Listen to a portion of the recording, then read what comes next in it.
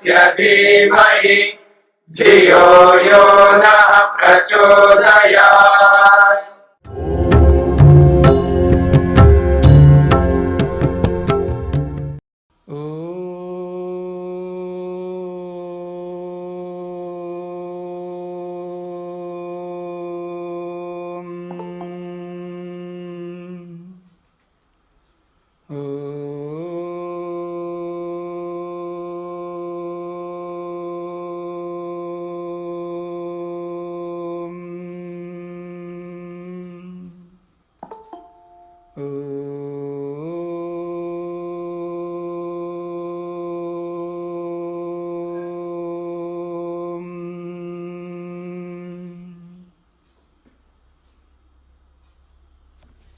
छांदोग्य उपनिषद चतुर्थ प्रपाठक और 11वां खंड प्रारंभ होने जा रहा है। प्रसंग चल रहा है सत्यकाम और उपकोसल नामक ब्रह्मचारी के बीच में। प्रसंग, उपकोसल नामक जो ब्रह्मचारी है 12 साल तक तप किया है, गुरु की सेवा की है, पर सत्यकाम रूपी आचार्य ने उसे स्नातक नहीं बनाया, दीक्षांत समारोह नहीं किया, बाकियों का करके सबको भेज दिया, उनको नहीं भेजा। उससे वो उद्विग्न है, बेचैन है। उस स्थिति में अग्नियों ने देखा, जिनकी उसने सेवा की है, उन्हीं अग्नियों ने उसको उपदेश किया है। प्राण को, कम को और खम को, इन तीनों को ब्रह्म मानकर उसकी उपासना करो। अब इसके आगे प्रसंग प्रारंभ हो रहा है 11वें खंड में। अतः एनम गार्हपत्यः अनुशशास पृथिवी अग्नि अन्नम आदित्य इति यह एषः आदित्य पुरुषो दृश्यते सो अहमस्मि स एव अहमस्मि इति। अब देखिएगा, सभी अग्नियों ने मिलकर के एक साथ उपदेश किया है। प्राण को, कम को और खम को, इन तीनों को ब्रह्म मान करके उपासना करो। अब वो अग्नियां अकेले अकेले उपदेश करने में तत्पर हो गए हैं। तो 5 अग्नियों में जो पहली अग्नि को बताया जा रहा है, गार्हपत्य अग्नि, बहुत महत्वपूर्ण है, सदा जलती रहती है वो अग्नि। तो एक एक अग्नि उपदेश करने जा रही है यहां पर। तो कहा जा रहा है अथ ह एनम गार्हपत्यः अनुशशास। एनम, इस उपकोसल को, गार्हपत्य नामक जो अग्नि है, जो 3 मुख्य अग्नियां होती है ना, जो 3 कुंड बनाए जाते हैं, बीच में गार्हपत्य होता है और बाएं ओर जो है आहवनी होता है और दाएं ओर दक्षिणाग्नि होती है। तो 3 यज्ञ कुंडों में अग्नियां स्थापित की जाती है, अलग अलग प्रसंगों को ध्यान में रखते हुए। उनमें से जो मुख्य अग्नि है, जिसको गार्हपत्य अग्नि कहते हैं, उस अग्नि ने उपकोसल से कहा अथवा उसको उपदेश किया। क्या उपदेश किया है तो देखिएगा। एक थोड़ा रुकिएगा।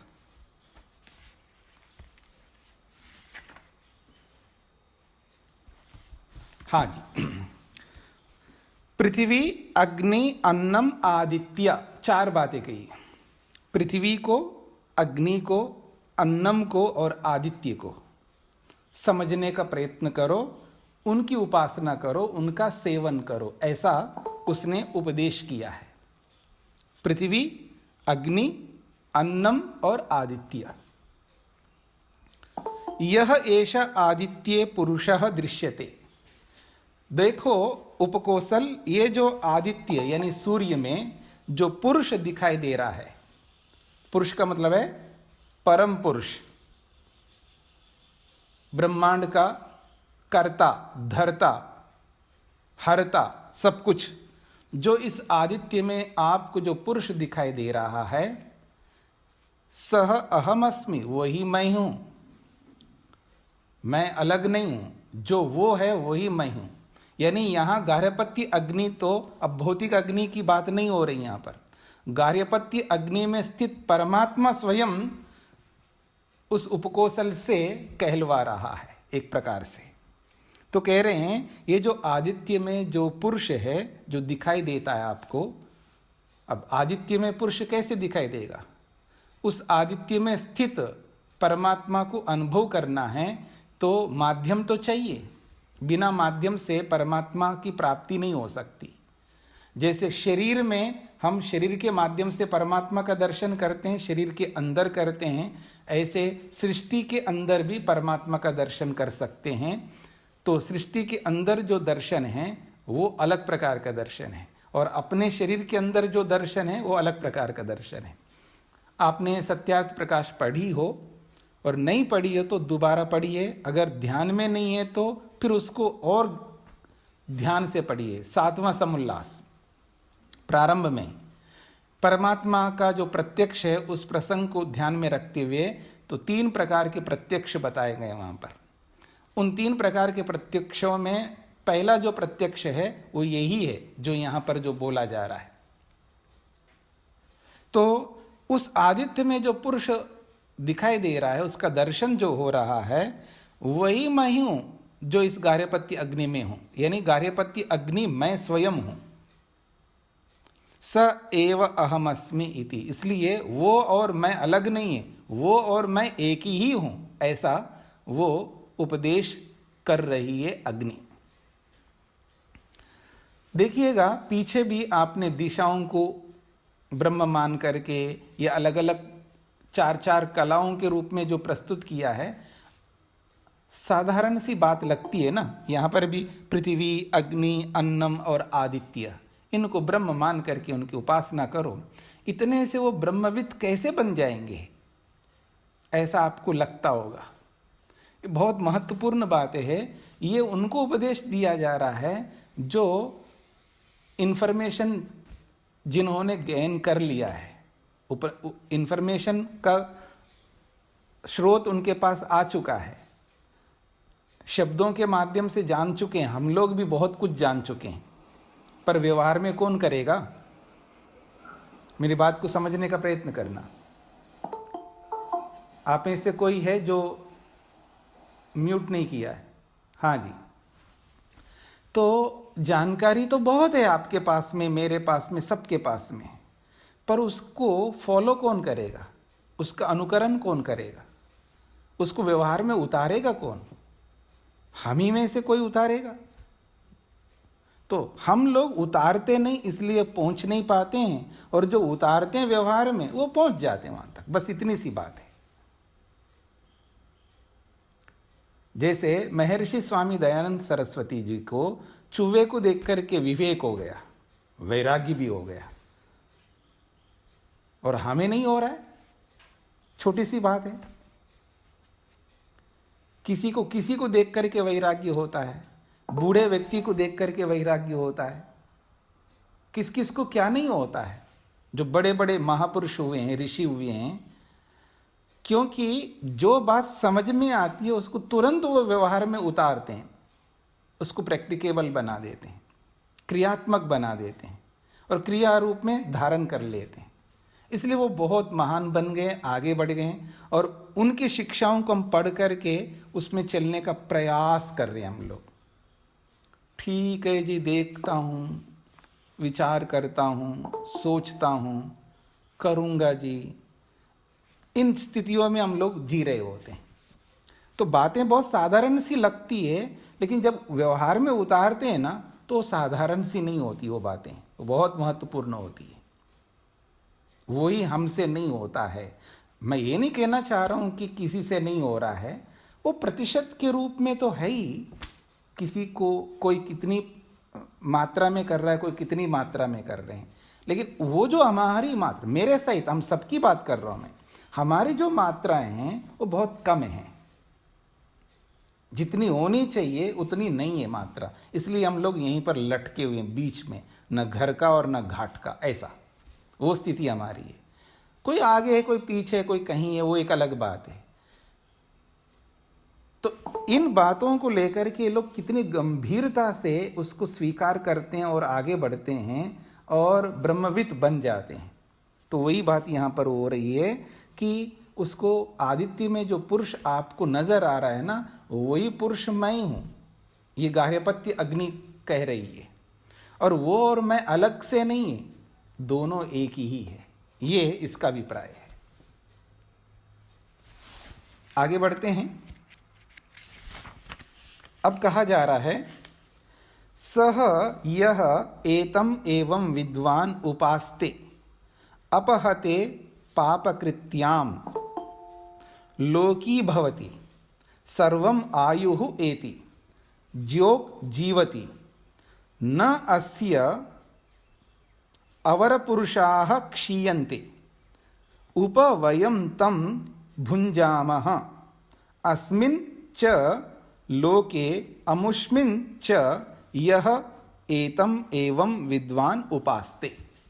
बहुत बड़ी बात कही दी इस श्लोक में।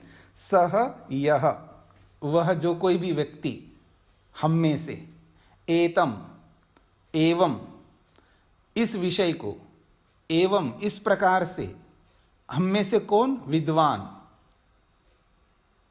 उपास्ते, इनकी उपासना करे। पृथ्वी, पीछे जो बताया था ना, पृथ्वी है, उसमें अग्नि है, अन्न है और आदित्य है। पृथ्वी, अग्नि, अन्न और आदित्य, इनकी उपासना यानी इनका सेवन क्रियात्मक रूप से जैसा है वैसा ही सेवन करते हुए, पीछे तो वो सारी बातें जोड़ना पड़ेगा हमको, तपस्या है, यम नियम है, वो सब कुछ जोड़ना पड़ेगा।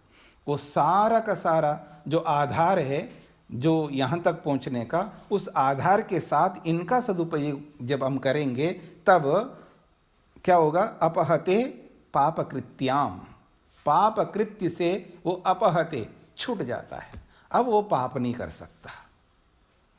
अपहते का मतलब है वो हट जाता उससे, मतलब उसका पाप जो कृत्य है वो सब कुछ नष्ट हो जाता है, वो पाप कर ही नहीं सकते। भविष्य में होने वाला पाप याद रखना, जो हो चुका है वो हट जाता है, वो नष्ट होता है, ये बात नहीं हो रही है।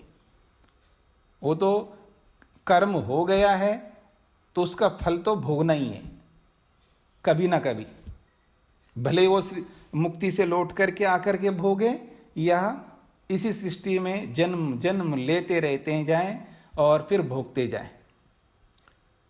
जो हो चुका है, कर्म हो चुका है, उसको तो भुगतना ही पड़ेगा, लेकिन भविष्य में कोई पाप नहीं कर पाएंगे। तो कहा जा रहा है पाप कृत्याम अपहते, वो जो करने योग्य जो पाप है, हम लोग योजना बना करके चलते हैं, जो पाप करेंगे अभी किया नहीं है, उस पाप से वो अपहते हट जाता है, नष्ट हो जाता है।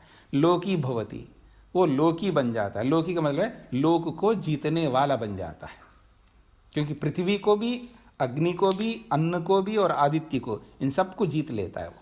तो इसलिए वो लोकी, लोकवान, लोकी का मतलब है लोकवान बन जाता है, लोगों को जीतने वाला बन जाता है। सर्वम आयु एति, पूरी आयु जीता है वो। फिर आप में से एक व्यक्ति अक्सर मेरे से बोला करते हैं, स्वामी जी मेरे को तो 100 साल जीना है, मेरे को मरना नहीं, 100 साल तो पूरा करके ही मरूंगा मैं, अगर मरूंगा तो, ऐसा बोलते रहते हैं वो। फिर मेहनत करते हैं वो, पुरुषार्थ करते हैं शरीर को स्वस्थ रखने के लिए, जो भी जैसा भी उनको ज्ञान विज्ञान है उसके आधार पर वो लगे रहते हैं अपने शरीर के लिए। तो कहने का अभिप्राय है पूरी आयु रहना, ये बहुत बड़ी बात होती है। जो फल मिल गया उसको भोगे बिना ही अगर चले जाएंगे तो दोबारा तो आना ही है, तो डबल जब मिल जाएगा ना, उसको झेलना बड़ा मुश्किल होता है। जो मिल गया उसको समाप्त कर दो, बस उसको भोग करके जल्दी से समाप्त कर दो। इकट्ठा मिल जाए ना, बहुत मुश्किल होता है। तो एक साथ दुख मिल जाए ना, अनेकों दुख, तो एक दुख से ही परेशान होता है, 2-4 दुख आ जाए तो और ज़्यादा परेशान हो जाएगा, और छप्पर फाड़ करके आ जाए दुख, फिर तो देखना ही नहीं, बर्बादी हो जाएगा आदमी। तो इसलिए जो मिला है उसको पूरा भोग लेते हैं, इसलिए पूरी आयु को जीना है। इसलिए कहा जा रहा है सर्वम आयु एति, वो संपूर्ण आयु को प्राप्त कर लेता है। योग जीवति, ऐसा नहीं कि पूरी आयु को तो प्राप्त कर लिया है लेकिन दीनहीन गरीब होकर के अशक्त असामर्थ्यवान बन करके नहीं जिएगा। योग जीवति यानी प्रतिष्ठित होकर के, उज्जवल होकर के और ठीक रहते हुए जीता है, यह है योग जीवति का मतलब। फिर कहा न अस्य अवर पुरुषाः क्षीयन्ते, अस्या इस योगी का, इस योगाभ्यासी का या इस विद्या को जानने वाले व्यक्ति का अवर पुरुषा, बाद में आने वाले पुरुष यानी उसकी संतति, उसकी जो संतान आगे होगी वो संतति जो है क्षीण नहीं होती है, नष्ट नहीं होती है।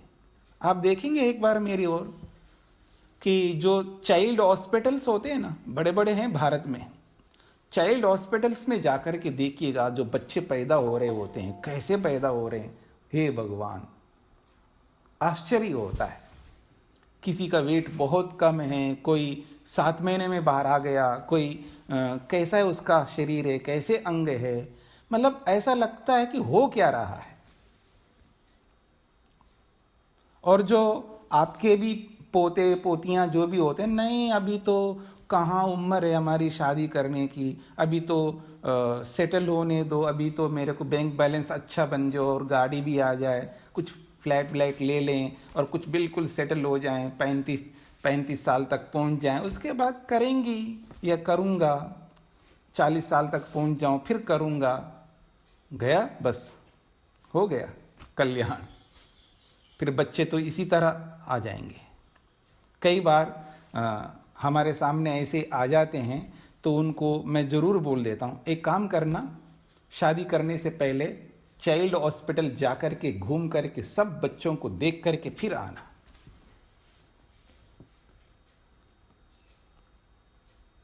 तो कहा जा रहा न अस्य अवर पुरुषा क्षीयन्ते, उससे आगे आने वाली जो संतति है वो न क्षीयन्ते, वो जल्दी नष्ट होने वाले नहीं होते, मजबूत आ जाते हैं। सीधी सी बात है, अगर रॉ मटेरियल बहुत मजबूत है तो प्रोडक्ट तो मजबूत ही निकलेगा ना। जैसा बीज है वैसा ही आगे आने वाला जो भी आएगा वो बहुत मजबूत आएगा, और बीज ही कमजोर हो तो फिर तो आने वाला जो भी आएगा वो कमजोर ही पैदा होगा। इसलिए बीज को मजबूत रखना है और समय पर लाना है। देखो खेत में बीज बोते हैं लोग, समय बीत जाने पर बोएंगे तो फिर वो वैसा ही होगा।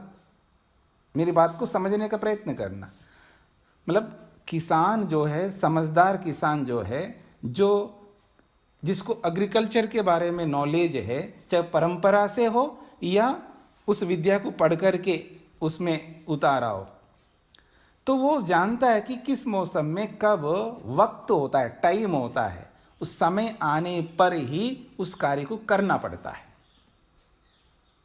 इससे तो अच्छा तो पशु लोग हैं, पशु होते हैं ना, पशु बहुत अच्छे ढंग से वो चलते हैं, समय आने पर सब कुछ करते हो।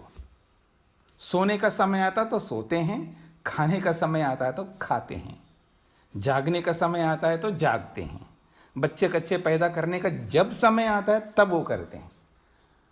केवल मनुष्य एक ऐसा प्राणी है, देयर इज नो टाइम, उसके लिए कोई समय नहीं है, उसके लिए कोई ऋतु नहीं है, कोई उसके लिए वक्त नहीं है, बिल्कुल शीर्षासन कर देता है अपने आप को।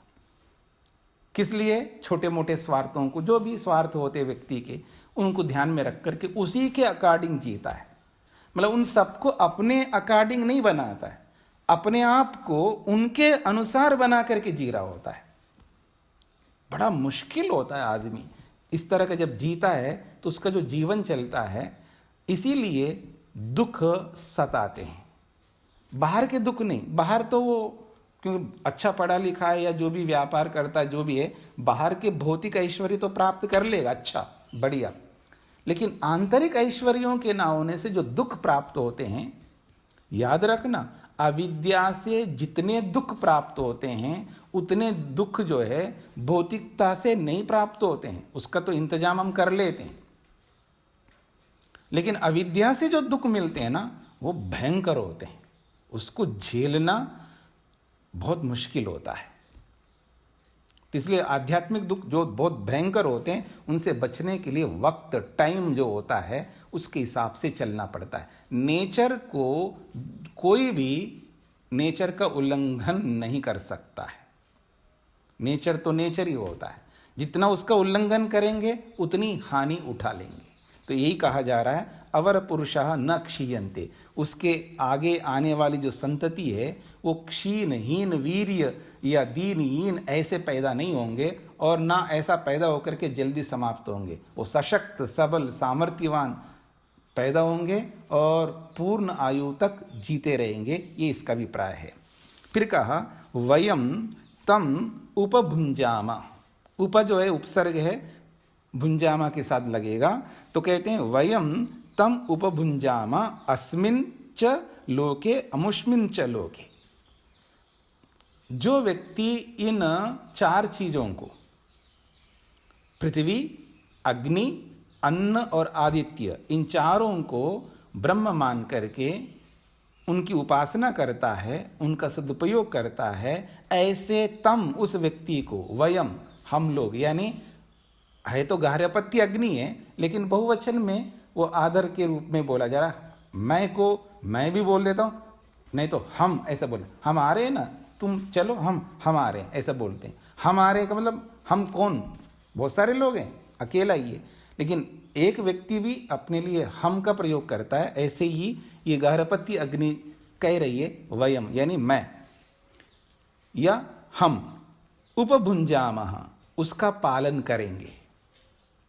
देखो भुंजामा का मतलब है ये खाना नहीं है, यहाँ पर उनको हम खाएंगे ऐसे नहीं है। उपभुंजामः अर्थात उनका हम पालन करेंगे। भुज धातु जो है ना, ये खाने अर्थ में भी आता है और पालन करने भी अर्थ में आता है। हाँ, याद रखना, ये समझदारी होती है कि कहाँ कौन सा अर्थ लेना चाहिए। जब कुंती के सामने द्रौपदी को जीत करके ले आए थे स्वयंवर में, वो जो प्रसंग है वहाँ पर, और कुंती ने उनको देखा ही नहीं, हाँ मिल करके खा लो ऐसा बोल दिया। अरे ऐसे कैसे कहेंगे, कोई एप्पल थोड़ा है कि भाई एक ही एप्पल ले आए बेचारे और तो है ही नहीं है, तो उसको काट करके चार पांच टुकड़े करके पीस करके खा लो, ऐसे थोड़ा बोल सकते हैं। अब ये सोच करके देखिए, एक रानी, मतलब राजा और रानी जो होते हैं वेदों को पढ़े हुए होते हैं, उस जमाने में शास्त्र पढ़े हुए होते हैं, इतने कमजोर समझते हैं कि हम लोग कि वो उनको कुछ ऐसा पता ही नहीं था और ऐसे से करते रहते हैं। इसका ये भी अर्थ नहीं है कि वो कोई दोष नहीं करते हैं। वो दोष के कारण से तो इतना बड़ा महाभारत युद्ध हुआ, वो एक अलग बात है, लेकिन इसका ये मतलब नहीं हर जगह दोष करता है व्यक्ति। तो वहाँ पर यही भुज धातु का पालन, भुज धातु का प्रयोग है। वहाँ जो प्रसंग है जब द्रौपदी को जीत करके वो आते हैं, तब उसने कहा इनका पालन करो, और लोगों ने अर्थ ये ले लिया है तो तुम पांचों इसका उपभोग करो, उसको खाओ, यानी ये एक ही सबकी पत्नी बन जाएंगे, ऐसा लोग अर्थ करते हैं। इसलिए एक बहुत बड़े विद्वान हुए हैं, क्या द्रौपदी के 5 पति थे, ऐसे एक पुस्तक निकाला उन्होंने, उसमें एक्सप्लेन किया है इन्हीं सारी बातों को।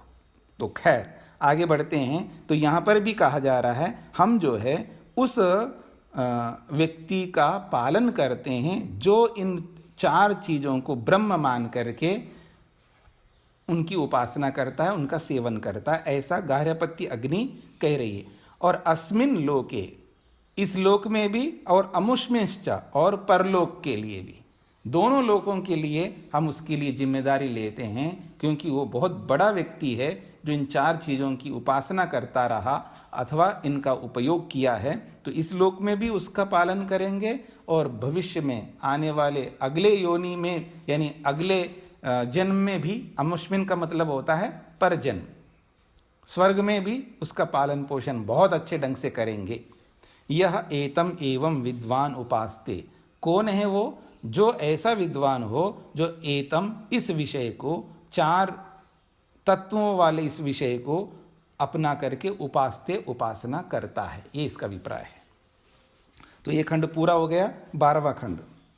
अथ एनम अन्वाहर्य पचन अनुशशास आपः दिशः नक्षत्राणि चंद्रमा इति। यह एषः चंद्रमसि पुरुषो दृश्यते सो अहमस्मि स एव अहमस्मि इति। अब एक अग्नि का काम पूरा हो गया, गार्हपत्य अग्नि। अब दूसरी अग्नि आ गई है, दक्षिणाग्नि। अन्वाहर्य पचन का अर्थ होता है दक्षिणाग्नि। दक्षिणाग्नि का एक और नाम है अन्वाहर्य पचन, यानी ये दक्षिणाग्नि है। तो दक्षिणाग्नि का क्रम आ गया है। तो दक्षिणाग्नि कह रही है, मतलब वो एनम अनुशशास, अब उस उपकोसल को उसने उपदेश करना प्रारंभ किया। अनुशशास का मतलब है उपदेश किया। क्या उपदेश किया है? ये उपकोसल दिशः नक्षत्र, आपः दिशः नक्षत्राणि चंद्रमा। आप का मतलब जल होता है, दिशा का मतलब दिशा है, नक्षत्राणि तो नक्षत्र हैं, और चंद्रमा। इन चारों को ब्रह्म मान करके इनकी उपासना करो, इनका सेवन करो, इनका सदुपयोग करो। फिर वो दक्षिणाग्नि कह रही है, यह ऐसा चंद्रमसि पुरुषो दृश्यते। ये जो आपको चंद्रमा में वो परम पुरुष जो दिखाई दे रहा है ना, सह अहमस्मि, वो ही मैं हूं। ये दक्षिणाग्नि कह रही है। स एव अहमस्मि, अर्थात वह मैं ही हूं, अर्थात वहां वाला यहां वाला अलग अलग नहीं है, वही मैं हूं। तो इसने भी वही बात कही है जो पीछे आदित्य ने कहा था। मतलब आदित्य कह रहा हूं, ये गार्हपत्य अग्नि ने कहा। तो ये बात हो गई जी। दक्षिणाग्नि ने चार चीजें सामने रख दी, आपः दिशा नक्षत्र और चंद्रमा। अब इसके आगे कह रहे हैं वही प्रसंग, सह यह एतम एवं विद्वान उपास्ते। वह जो कोई भी व्यक्ति विद्वान बन करके, समझदार बन करके एतम इस विषय की उपासना करता है, जिसमें ये चार आपः दिशः नक्षत्र और चंद्रमा, जल दिशाएं नक्षत्र और चंद्रमा, इनकी उपासना जो करता है तो पाप कृत्याम अपहते, भविष्य में होने वाले समस्त पापों को वो हटा देता अपने जीवन में से, फिर वो पाप नहीं करता। जब इन सब में जब परमात्मा को देखता है वो ना, तो इसका मतलब समझने का प्रयत्न करिएगा। जिधर भी देखो कोई ना कोई दिशा तो है ही। जब आप मनसा परिक्रमा मंत्र पढ़ते हैं ना, जिस दिशा में जाते हो उसी दिशा में परमात्मा नजर आता है। तो ऐसे ही दिशा तो सभी हो रहे हैं, तो जिस किसी भी दिशा की ओर जाओ वहीं परमात्मा नजर आएगा उसको। जल का प्रयोग तो उठने से लेकर के सोने तक आपको प्रयोग करना है। जल का जो प्रयोग है, आप उठने से लेकर के सोने तक जल से अलग हो ही नहीं सकते आप। तो पानी मतलब उठते ही पानी चाहिए आपको, सोते समय भी पानी चाहिए। भले आप कुल्ला करके सो या ब्रश करके सो या कैसे भी करो, तो पानी है। दिशाएं पानी और नक्षत्रों के साथ तो आपका रहेगा ही, नक्षत्रों को तो देखते ही है, और चंद्रमा के साथ तो जुड़ा हुआ है, सब नक्षत्र जुड़े हुए हैं। तो इस दृष्टि से इन सब का उपयोग करना, सदुपयोग करना। अब नक्षत्र का क्या उपयोग करेंगे? नक्षत्र का तो बहुत उपयोग करना पड़ता है। जो आप एक एक दिन को देखेंगे तो सारे नक्षत्र वहां पर कैलेंडर में आप देखेंगे। नक्षत्र कौन सा नक्षत्र है जी? आज नक्षत्र का सहारा लेते हैं, मतलब गणित की दृष्टि से, मैथमेटिक्स की दृष्टि से भी, खगोल विद्या की दृष्टि से भी देखें तो नक्षत्रों का प्रयोग होता है। अगर कोई प्रसंग आपको करना है, घर में किसी का नाम रखना है, कोई ना कोई काम करना है, तो भी नक्षत्र देखे जाते हैं। नक्षत्रों का बहुत महत्व है। चंद्रमा तो है ही है, चंद्रमा का भी बहुत महत्व है, क्योंकि इसके बिना व्यवहार ही नहीं कर सकते हम लोग। इसके बिना दिनों को आप समझ नहीं पाएंगे, इसके बिना अमावस्या पूर्णिमा को नहीं समझ पाएंगे, और अमावस्या पूर्णिमा के दिन जो करने वाले कर्तव्य कर्म है वो कर नहीं पाएंगे। इसलिए सब कुछ व्यवहार के साथ जुड़े हुए हैं। तो इसलिए कहा जा रहा है इनकी जब उपासना करेगा तो पापों से बच जाएगा, उसको फुर्सत नहीं मिलेगा। जैसे कोई आदमी, आप मेरी ओर देखिएगा, जब खाली होता है ना आदमी, तो शैतान, खाली दिमाग शैतान ऐसा बोलते हैं ना आप लोग, जब खाली होता है ना तो क्या करेगा, या तो कुछ खाता पीता रहेगा, खाने में लगा रहेगा, कुछ ना कुछ बनाएगा, कुछ ना कुछ लाएगा, कुछ ना कुछ खाएगा। खाली बैठा है तो कुछ ना कुछ खाएगा, और नहीं खा रहा है तो पता नहीं किस किस विषय में पड़ जाता है, टाइम वेस्ट करता जाएगा और आलस्य करता जाएगा, प्रमाद करता जाएगा और उल्टे उल्टे ही काम करता जाएगा।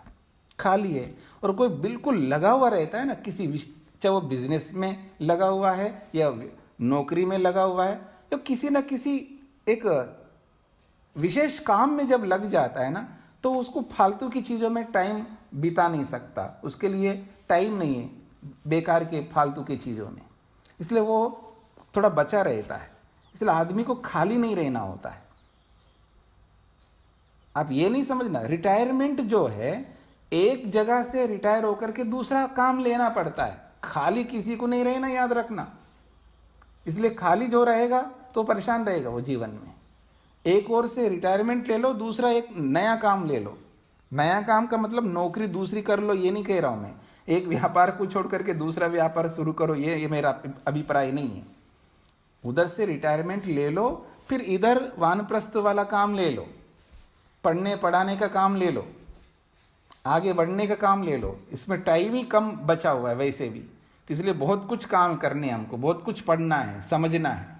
और आप में से कोई कोई सोचता है जी आप पढ़ नहीं सकता, आंखें काम नहीं करती। कोई जरूरत नहीं है, साधन है, भगवान ने बहुत साधन दिए आपके पास, संपन्नता की भी कोई कमी नहीं है आपके पास। साधन ले आओ ना, इंस्ट्रूमेंट्स ले आओ, आपको वो ही पढ़ करके सुना देगा।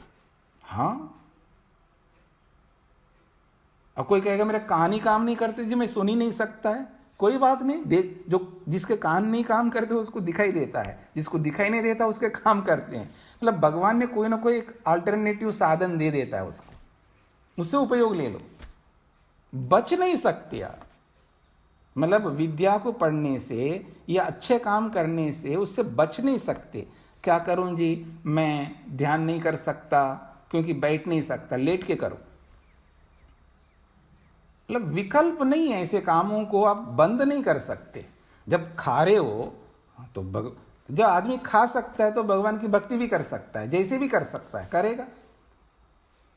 आपने हमारे गुरुजी के बारे में सुना था ना कि मरने से कुछ दिन पहले तक भक्ति को नहीं छोड़ा उन्होंने। वो बोलते थे, संस्कृत में हमारे बच्चों ने बहुत सारी मतलब बातें बताई है। जब उन्होंने अपना उद्गार सुनाया था, श्रद्धांजलि, हमने एक दिन तो रखा था सबके लिए, लेकिन प्रतिदिन कई दिनों तक श्रद्धांजलि सभा चली हमारे यहाँ पर यज्ञ के बाद में। और उसमें बच्चों ने बहुत बातें कही। उसमें वो संस्कृत में पूछते थे, कावेला जाता, कितना समय हो गया है, अब संध्या का समय हो गया, बैठते हैं, ध्यान करते हैं, लेटे लेटे या बैठ करके जैसे भी। यानी आदमी छोड़ता नहीं है जो कर्तव्य कर्म है। तो कर्तव्य कर्मों को करने के लिए व्यक्ति जब लगा रहता है तो खाली तो रहा ही नहीं व्यक्ति, उसका दिमाग व्यर्थ की चीजों में जाएगा नहीं। तो इस दृष्टिकोण से ये बहुत महत्वपूर्ण बातें हैं कि इनको समझ करके जब चलता है तो फिर उसको पाप करने का अवसर ही नहीं मिलेगा। पाप करने का अवसर नहीं मिलेगा तो पाप कृत्याम अपहते, लोकी भवति, लोगों को जीत लेता है, फिर वो सारी आयु को प्राप्त कर लेता है और ढंग से जीता है। सशक्त सबल सामर्थ्यवान अदीना श्याम शरदाशतम, जो आप बोलते हो ना, ऐसे करके जीता है वो। फिर न अस्य अवर पुरुषा क्षीयन्ते, उसकी आने वाली संतति भी बहुत मजबूत आएगी। और कहा जा रहा है कि वयम तम उपभुंजामः, हम उसकी रक्षा भी करेंगे, उसका पालन पोषण ठीक से करेंगे, ऐसा ये दक्षिणाग्नि कह रही है।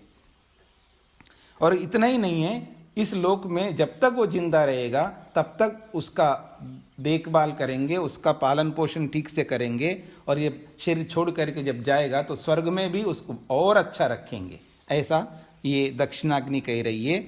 यह एतम एवं विद्वान उपासते, जो समझदार बन करके, विद्वान बन करके इस विषय को इस प्रकार से सेवन करता है या इसकी उपासना करता है।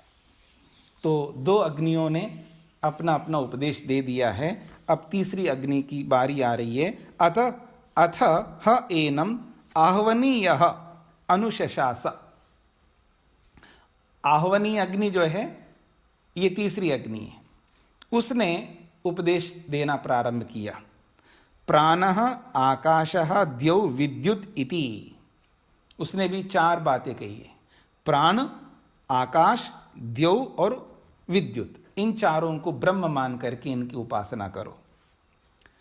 यह ऐसा विद्युती पुरुषो दृश्यते।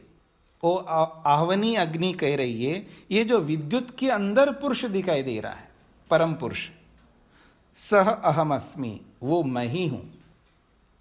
स एव अहमस्मि, वो और मैं अलग नहीं है, वो ही मैं हूं, मैं ही वो है, यानी दोनों अलग अलग नहीं है। ऐसा आह्वनी अग्नि उसको उपदेश कर रही है।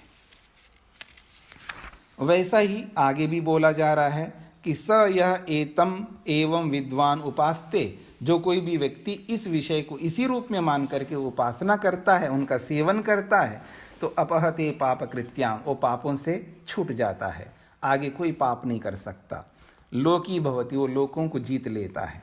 सर्वम आयु एति, पूरी आयु को वो प्राप्त कर लेता है और पूरी आयु में जोग जीवती, सशक्त सबल सामर्थ्यवान होकर के जीता है। और उसके जो भी आगे की संतति आती है वो जल्दी नष्ट होने वाली नहीं आती है, मजबूत आ जाती है। वयम तम उपभुंजामः, वो आह्वनी अग्नि कह रही है हम जो है उस व्यक्ति का पालन पोषण करेंगे। अस्मिन लोके, इस लोक में जब तक रहेगा तब तक उसका ठीक से पालन पोषण करेंगे।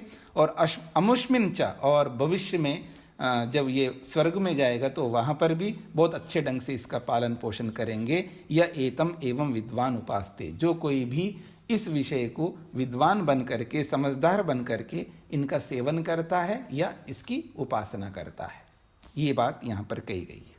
तो ये भी खंड पूरा हो गया है। अब 14वें खंड में सभी मिलकर के उसको कुछ कह रही हैं। तीनों अग्नियाँ, मुख्य तो 3 अग्नियाँ हैं, वैसे 5 अग्नियाँ हैं। एक सभ्याग्नि,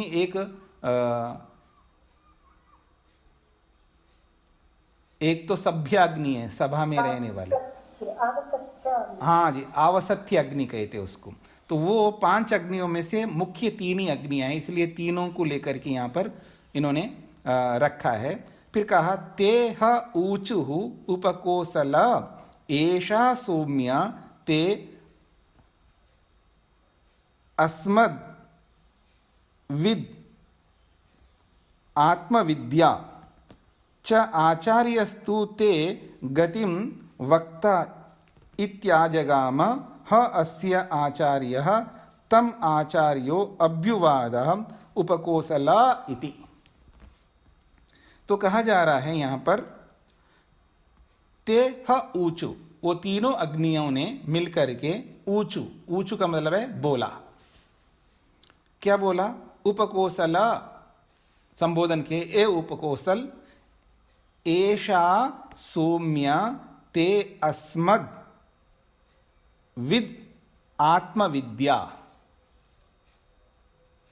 वो कहते हैं एषा, ये जो विद्या है जो हमने आपको दी है, तीनों ने मिलकर के अलग अलग उपदेश किया है, विद्या प्रदान की है। तो कहते हैं हे सौम्य, ऐशा, ये जो ज्ञान है, ये जो विद्या दी है हमने आपको, ते का मतलब तेरे लिए हे सौम्य, ऐशा, ये जो हमने विद्या दी है वो कैसे विद्या है? अस्मत् विद्या, हमारे द्वारा दी गई विद्या। वो कैसी है? आत्मविद्या, वो आत्मविद्या है, यानी आध्यात्मिक विद्या है जो हमने आपको दी है। बस जो हमें बताना था वो हमने आपको बता दिया। अब कह रही हैं वो आचार्यस्तु ते गतिम वक्ता। अब आपके जो आचार्य है वो आपकी, वास्तव में आपकी कौन सी गति होगी या आप किस ओर गमन करोगे अपने जीवन में, उसकी गति को लेकर के ये तो आपके आचार्य ही बता पाएंगे आपको।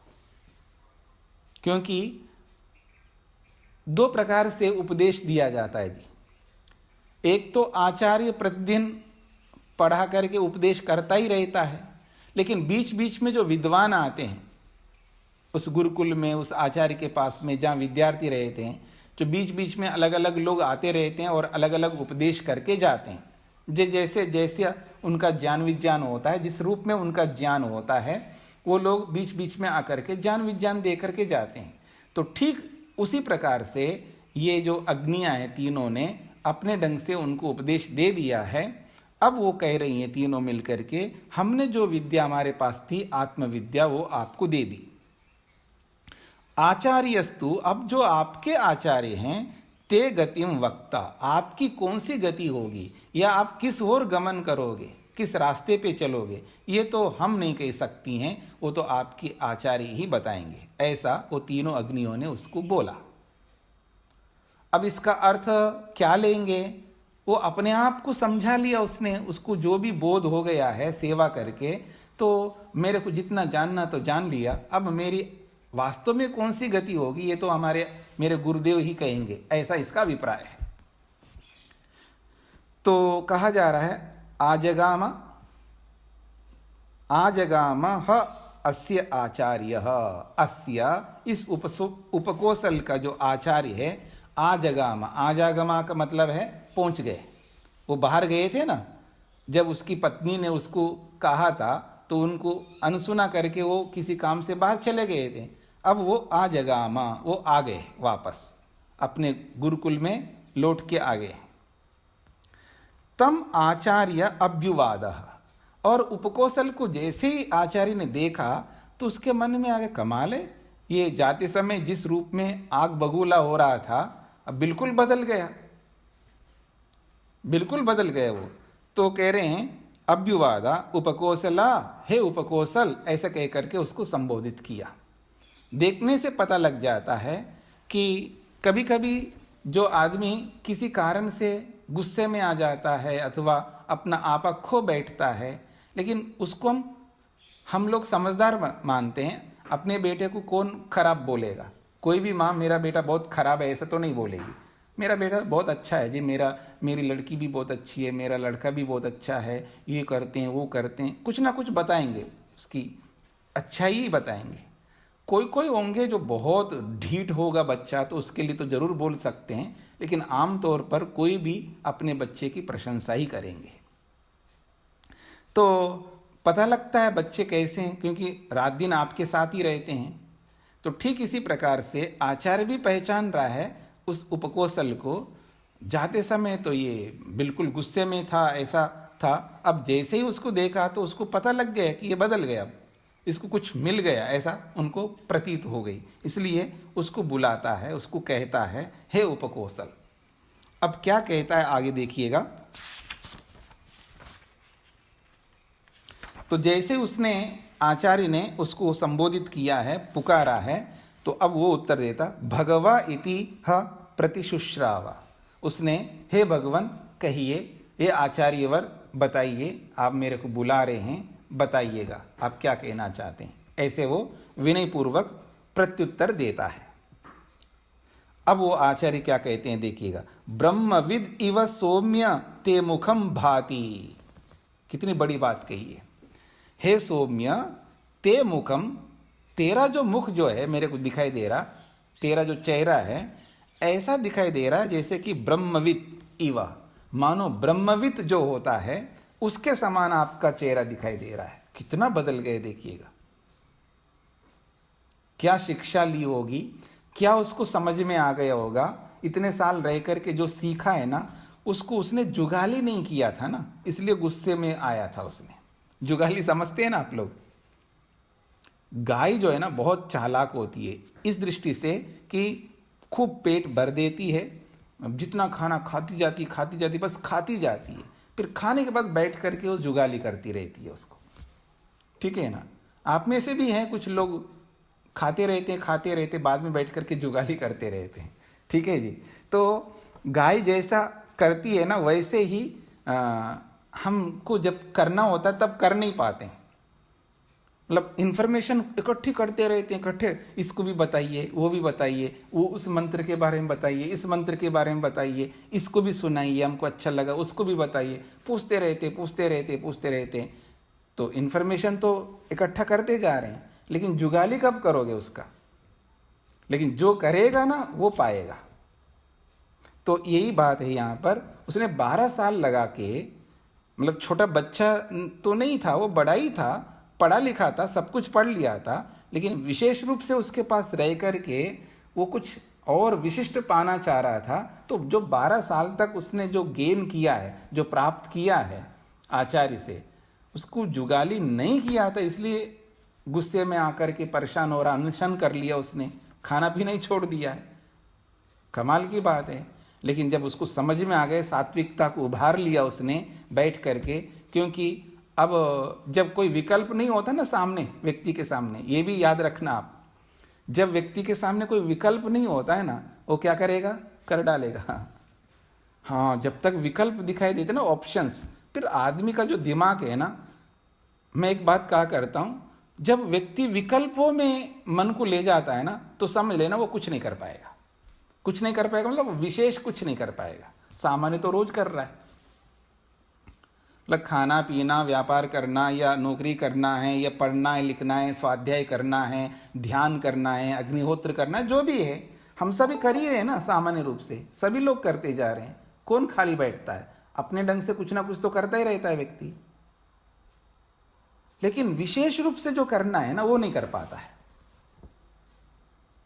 तो विशेष करने के लिए हमें वो जुगाली करनी पड़ेगी। वही बात यहां पर बोली जा रही है कि कोई स्क्रीन को चेंज कर दिया है आप में से, उसको ठीक कर लीजिएगा। मेरे को सब दिखाई देना चाहिए। एक ही व्यक्ति दिखाई दे रहे हैं, योगेश जी दिखाई दे रहे हैं। आपने क्या कर दिया? तो आइए, मैंने कुछ नहीं कहा स्वामी जी, मोबाइल को टच भी नहीं किया जब से ज्वाइन हुआ। अच्छा, तो कोई दूसरे ने कुछ किया होगा, कोई बात नहीं। सभी डिसलाइक बढ़ गए, हो सकता है अपने आप ठीक हो जाए। हाँ जी, हाँ जी, जी जी।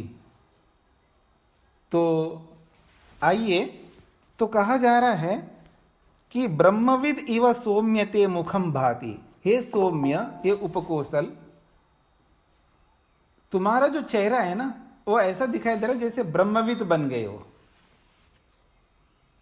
कोनु त्वा अनुशशास इति। फिर वो कहते हैं, अच्छा, आपका चेहरा तो ब्रह्मविद यानी ब्रह्म को पा लिया हो ऐसा दिखाई दे रहा है, आखिर हुआ क्या है? कह नु त्वा अनुशशासा। किसने आपको वो उपदेश दे दिया है? कौन आपको ऐसी शिक्षा दे दी है जिसके कारण से आप ब्रह्मविद के समान दिखाई दे रहे हैं? ऐसा गुरुजी प्रश्न करते हैं। अब उपकोसल उत्तर दे रहा है, कोनो म अनुशिष्यात भो इति। इति इह अप इव निहनुते। वो कहते हैं, कहनो मां अनुशिष्या, मेरे को कौन देगा जी?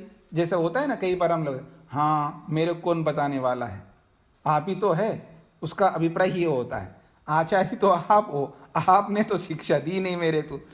अब वो थोड़ा सा होता है ना, जैसे उलाहना जैसा, या उसको थोड़ा सा दूसरे ढंग से जब बोल रहा होता है, तो वही भाषा उन्होंने प्रयोग किया है। कोनो मां अनुशिष्यात, मां का मतलब मुझे, मां मुझे, कोनो अनुशिष्यात यानी कहा, नु का मतलब निश्चित रूप से, मेरे को आपके सिवाय कौन उपदेश करेगा? कोनो मां अनुशिष्यात भो, भो का मतलब है हे गुरु जी, हे गुरुदेव, मेरे को आपके सिवाय कौन उपदेश करेंगे? इति, अब यहां पर देखिएगा, इति इह कई चीजें दिखाए। इति इह अप इव निहनुते। तो अप को निहनुते के साथ जोड़ना है, अप निहनुते।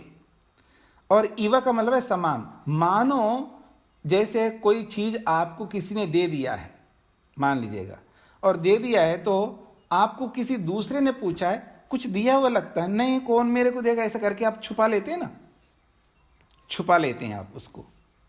तो ऐसे ही वो अपने आप को छुपा रहा है, नहीं आपके बिना मेरे कोई कौन उपदेश करेगा जी, ऐसा कह करके मानो छुपा रहा हो, ऐसा अपनी आकृति बना रहा है शरीर से, यह एक प्रकार से छुपा रहा है। तो उसी बात को यहाँ पर बोला जा रहा है इव शब्द बोल करके। और अपनिहोनते का मतलब है छुपाना, उसको अपने आप को, जैसे चेहरे को देखने से पता लग रहा है कि ये ब्रह्मविद बन गया, तो चेहरे की आकृति को थोड़ा सा बदल दिया उसने जानबूझ करके, ठीक है ना। एकदम चेहरे में एक कांति होती है, एक प्रसन्नता होती है, एक शांति दिखाई देती है चेहरे में। चेहरे को देखने से भी पता लगता है ना, मुरझा हुआ चेहरा हो और दीनहीन की स्थिति में चेहरा बना लेता है व्यक्ति, दुखी चेहरा बना लेता है, एक तो वो स्थिति है। और एक बहुत प्रसन्नता दिखाई दे रही होती चेहरे के अंदर, एक कांति सी लगती है चेहरे में, एक बिल्कुल एकदम शांत चेहरा दिखाई देता है। मतलब वो जो सात्विकता जो होती है ना शरीर में, वो सात्विकता एकदम अलग दिखा देती है चेहरे को। और जब रासिकता जब आ जाती है उभर करके, तो चेहरा बिल्कुल अलग प्रकार का हो जाता है। और जब तामसिकता उभर के आ जाती है ना, चेहरे की स्थिति बिल्कुल अलग हो जाती है।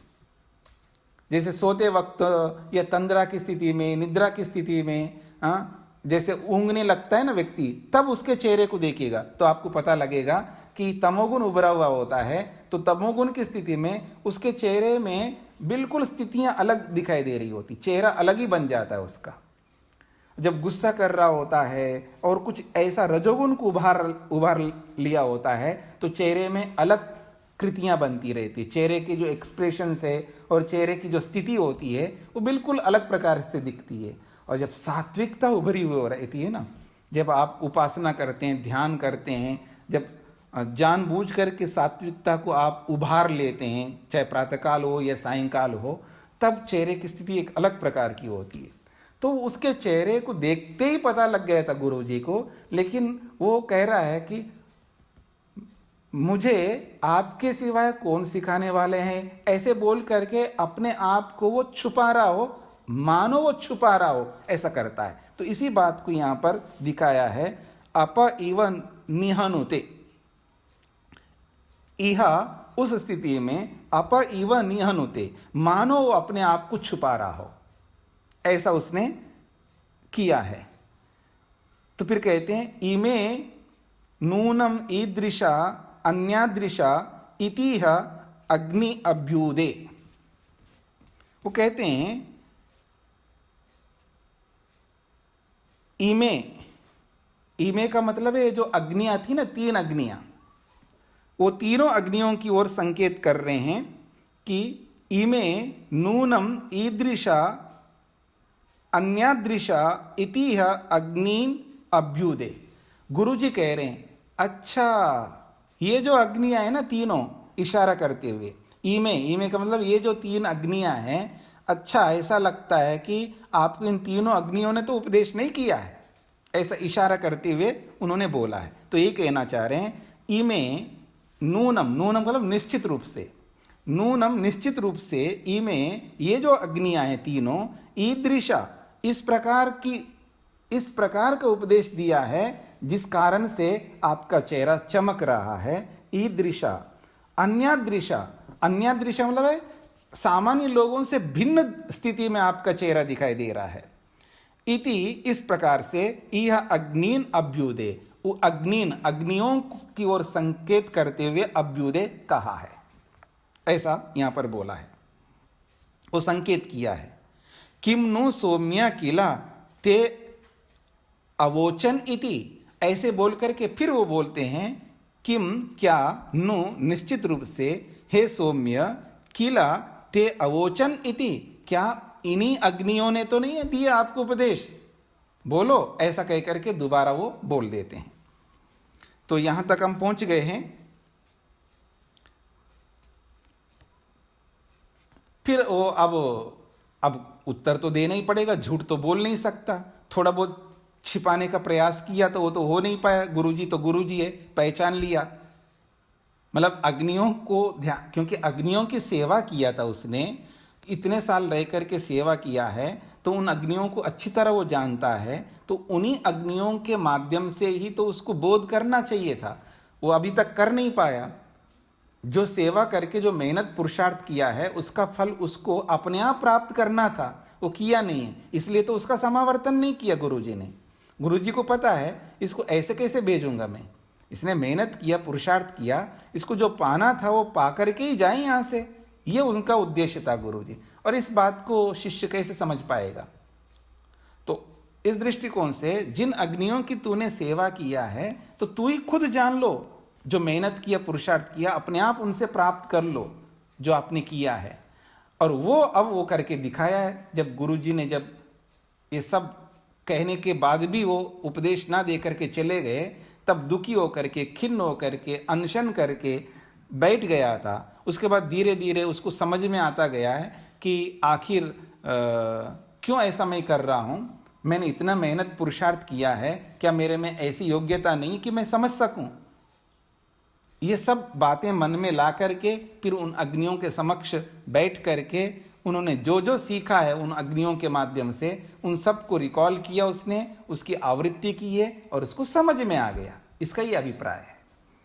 तब वो कहता है हाँ इदम इतिह प्रतिजज्य, हाँ जी ठीक बात है, इन्हीं अग्नियों ने मेरे को उपदेश किया, ऐसा प्रतिजज्य उसने उत्तर दे दिया अंत में, अब बच नहीं सकता। लोकान वाव किल सौम्य ते अवोचन अहम तु ते तद वक्ष्यामि यथा पुष्कर पलाश आपः न श्लिष्यन्ते एवं विधि पापम कर्म न श्लिष्यते इति ब्रवीतु मे भगवान इति तस्मै उवाच। अब गुरुजी बोल रहे हैं लोकान वाव किल सौम्य ते अवोचन, ते वो जो तीनों अग्नियां हैं उन तीनों अग्नियों ने किला निश्चित रूप से लोकान, लोकों का, क्योंकि सभी ने लोकों का ही उपदेश किया था, इसलिए वो लोकी भवती है, लोगों को जीत लेता है, लोगों को जीत लेता है। तो चार चार बातें जो भी बताए गए हैं वो सभी लोक थे, यानी संसार की बातें कही है, यानी भौतिक पदार्थों को ध्यान में रख करके उन्होंने उपदेश किया था। तो इसलिए बोल रहा है वावा का मतलब भी निश्चित है और किला का अर्थ भी निश्चित है। तो वावा किला अर्थात निश्चित रूप से हे सौम्य ते अवोचन, तेरे लिए उन तीनों अग्नियों ने जो उपदेश किया है, लोकान लोकों से संबंधित ही उपदेश किया है। अहम तो मैं तो तेरे लिए तद वक्ष्यामि, वो बात बताऊंगा, वो उपदेश करूंगा, यथा जैसे कि। अब इस बात को थोड़ा समझने का प्रयत्न करिएगा। वो कहते हैं यथा जिस प्रकार से पुष्कर पलाश, पुष्कर पलाश कहते हैं कमल के पत्ते को, पुष्कर पलाश का मतलब है कमल का पत्ता। जैसे कमल का पत्ता आपह न श्लिष्यते, पानी में रह करके भी पानी से लिप्त नहीं होता है। पुष्कर पलाशा आपह न श्लिष्यन्ते, क्योंकि पलाशा तो ये कमल के पत्ते बहुवचन हैं, तो इसलिए कहा जा रहा है जितने भी कमल के पत्ते हैं आपह पानी में रहते हुए भी न श्लिष्यन्ते, वो गीले नहीं होते हैं, उस पानी से लिप्त नहीं होते हैं। एवं इसी प्रकार से, एवं विधि का मतलब है इस प्रकार की स्थिति में, एवं विधि जैसे ये कमल के पत्ते हैं, इन कमल के पत्तों के समान ही अगर आप बन जाएंगे तो पापम कर्म न श्लिष्यते, आप में। एवं विधि का मतलब ऐसे जानने वाले आप में, एवं विधि ऐसा ज्ञान को जानने वाले आप में, कर्म पापम, कर्म हो या पाप कर्म हो या पापम कर्म, एक ही बात कह सकते हैं आप। पापम कर्म, आपके साथ जितने भी पाप कर्म हैं वो कब सारे के सारे पाप कर्म न श्लिष्यते, आपसे लिप्त नहीं हो सकते। अथवा एक वचन में जाति में लेंगे तो पापम कर्म, जो पाप कर्म है, न श्लिष्यते, आपके साथ कभी लिप्त नहीं हो सकता, अर्थात आप पाप कर्म से कभी लिप्त नहीं हो पाओगे। यदि इस प्रकार कमल के पत्तों के समान अपने आप को बना लोगे तो आप भी पाप कर्म से कभी लिप्त नहीं हो पाओगे।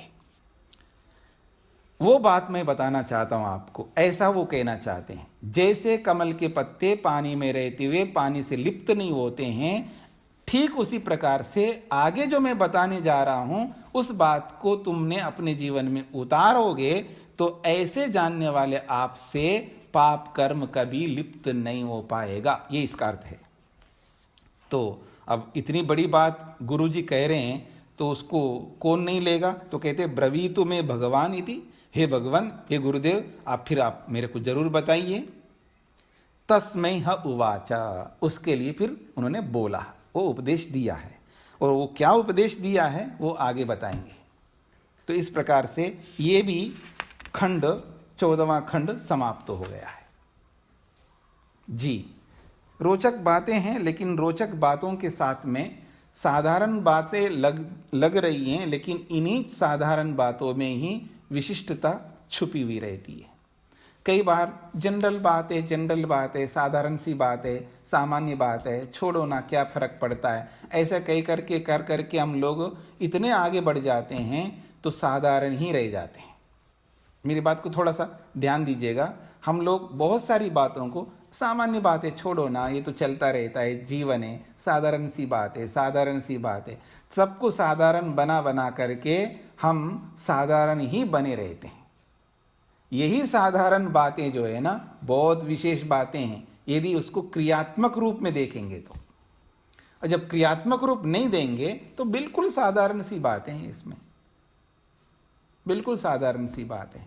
पर यही साधारण बात जो है ना, बहुत विशेष बात बन जाती है जब इसके साथ हम लग जाते हैं, उसको जीवन के साथ जोड़ते हैं, ऐसा समझ सकते हैं। हाँ जी, किसी को कुछ पूछना हो तो पूछ सकते हो, वैसे समय पूरा हो गया आपका। प्रणाम स्वामी जी। प्रणाम जी। ऐसे तो अपना जो 5 अग्नियां थी उनमें से तीनों ने जो उपदेश दिया भौतिक पदार्थों को जोड़ के, उसमें भी उन्होंने कहा कि आपसे सब पाप कर्म छूट जाएंगे, पाप से लिप्त नहीं होंगे। ऐसे ही आचार्य जी भी अब कह रहे हैं कि मैं ऐसे ही आपका उपदेश देना चाहता हूँ जिससे फिर आपके पाप कर्म से लिप्त नहीं होंगे। तो इसमें मतलब ऐसे तो कॉमनैलिटी है। अब दोनों में अंतर क्या हुआ? वो भी पाप से छुटकारा पाने की बात कही, आप भी पाप से छुटकारा दिलाना चाह रहे हो, तो दोनों में अंतर क्या हुआ, ये आपका प्रश्न है, ठीक है ना? तो इसको दूसरे शब्दों में मैं आपके सामने रखता हूं। सत्य तो सत्य होता है, साधारण सत्य होता है और बहुत विशिष्ट सत्य होता है। धर्म तो धर्म होता है, लेकिन एक साधारण धर्म वही होता है, एक बहुत विशिष्ट धर्म भी होता है। तो ऐसे ही साधारण पाप भी होते हैं, बहुत विशिष्ट पाप भी होते हैं। सूक्ष्म से सूक्ष्म पापों से छुटकारा पाना बहुत मुश्किल होता है। तो वो जो पापों से छुटकारा पाने की बात कही है वो बिल्कुल सही कही है, और वो भी वास्तव में छुटकारा दिलाया उन्होंने। बहुत सारे स्थूल पाप जो होते हैं, जो हम लोग किया करते हैं, उन सबसे छूट जाएंगे। और जो सूक्ष्म पाप है जिनसे हम छूट जाते हैं, नहीं छूट पाते हैं।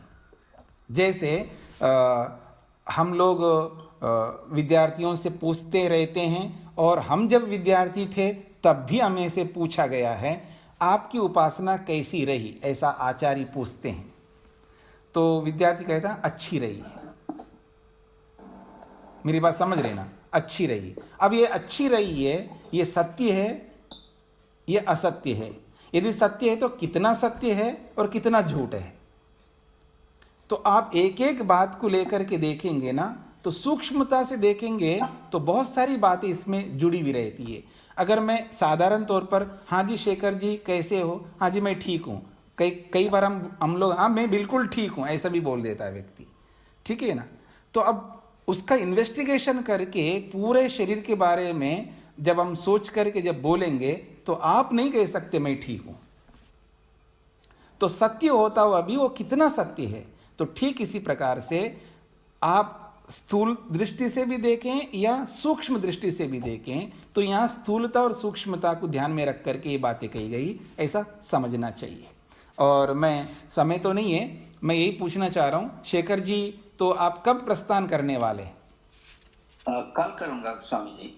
अच्छा जी, 21 तारीख को रविवार को मेरी शाम की फ्लाइट है। जी जी, यानी अभी आज तक ही आप सुनेंगे लाइव में, ठीक है ना? हाँ जी, आपकी क्लास में अभी तो आज तक हैं, और जी। फिर उसके बाद तो देखता हूँ भारत से कब ज्वाइन कर सकूंगा, क्योंकि ट्रैवल मेरा बहुत ज्यादा रहेगा। जी जी जी, लेकिन रिकॉर्डिंग तो रहेंगी ही। हाँ जी हाँ जी हाँ जी, ठीक बात है। जी जी जी, ठीक ठीक ठीक है। चलिए, तो स्वामी जी नमस्ते। हाँ नमस्ते जी। स्वामी जी जी नमस्ते। हाँ, नमस्ते माता जी। मैं शकुंतला सेठिया। जी जी आज मैंने अपनी ओर से 1 लाख रुपया गुरुकुल के लिए जी भेजा। जी जी, बहुत बहुत धन्यवाद माता जी। नहीं, धन्यवाद की बात नहीं, मैं मतलब एक उसकी फोटो भी जो बैंक से मुझे मिला है जी वो मैं आपको भेज दूंगी। जी जी, और आप कृपया जब मिले तो मुझे सूचित अवश्य करें। जरूर करूँगा। क्योंकि ये संस्थागत है ना, संस्था में जैसे ही आता है तो ऑफिस वालों को बोलना पड़ता है, ऑफिस वाले फिर उसको देख करके बताएंगे।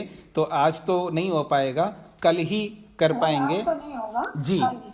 तो आप नाम शकुंतला सेठिया है जी हो जी सकता है बिल्कुल। आप अपरिचित हो इससे। नहीं नहीं, मैं आपका नाम आ रहा है ना, मैं समझ रहा हूँ, रोज देखता हूँ मैं आपको। अच्छा। जी जी जी, क्योंकि जो मेरे स्क्रीन के सामने जो आते हैं ना। आपने ये कहा था कि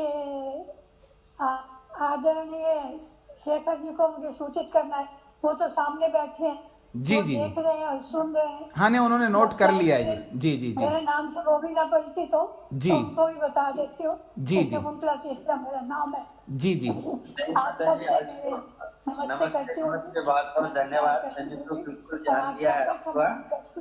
जी माता जी। नहीं, बहुत ये आपकी बात बड़ी आलती है, बहुत अच्छा है माता जी, और बहुत बहुत धन्यवाद आपका।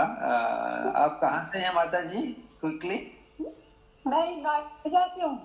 नोएडा, रहती हूँ। नोएडा, से हैं, हाँ जी नोएडा से हैं। हाँ जी। जी। जी। C6 सेक्टर जी। 20 नोएडा। जी माता जी, आप अपना जो एड्रेस है, पोस्टल एड्रेस, पिन कोड सहित आप मेरे को व्हाट्सएप कर दीजिएगा माता जी। ठीक है जी। आपका व्हाट्सएप, आपका जो फोन नंबर जिसमें आप वो भेजते हैं हमें, उसमें नहीं, मेरे आप जो भेजते हैं उसी में आपका फोन नंबर जिसमें मैं आपको कर सकती हूँ। नहीं, उसमें तो आप नहीं कर सकते, मेरा पर्सनल नंबर पर आप भेज दीजिएगा।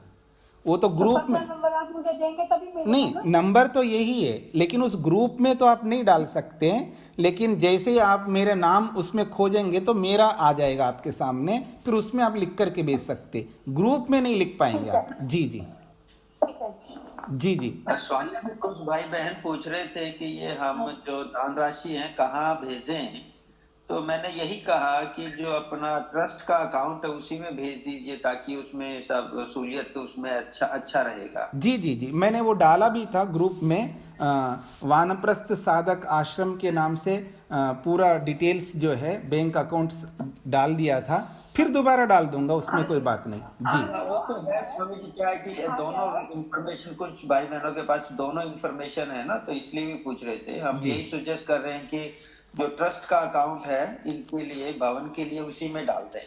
जी जी जी, जी स्वामी जी। हाँ, जब तक ये भवन का चल रहा है तब तक भवन में जरूर डालिएगा, बाद में फिर देखते हैं कहाँ डालना है।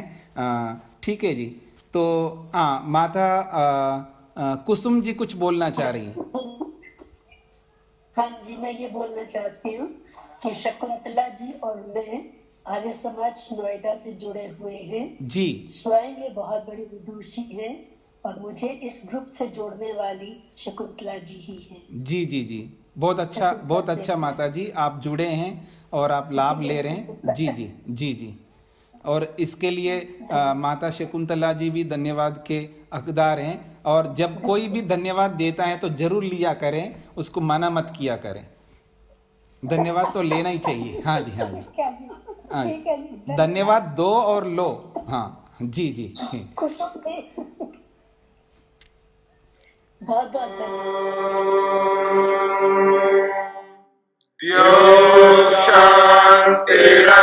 शान्तिरन्तरिक्षं शान्ति पृथिवी शान्तिरापः शान्तिरोषधयः शान्तिः वनस्पतयः शान्तिर्विश्वे देवा शान्तिर्ब्रह्म शान्ति सर्वं शान्ति शान्तिरेव शान्ति क्षमा शान्तिरेधि ॐ शान्ति शान्ति शान्ति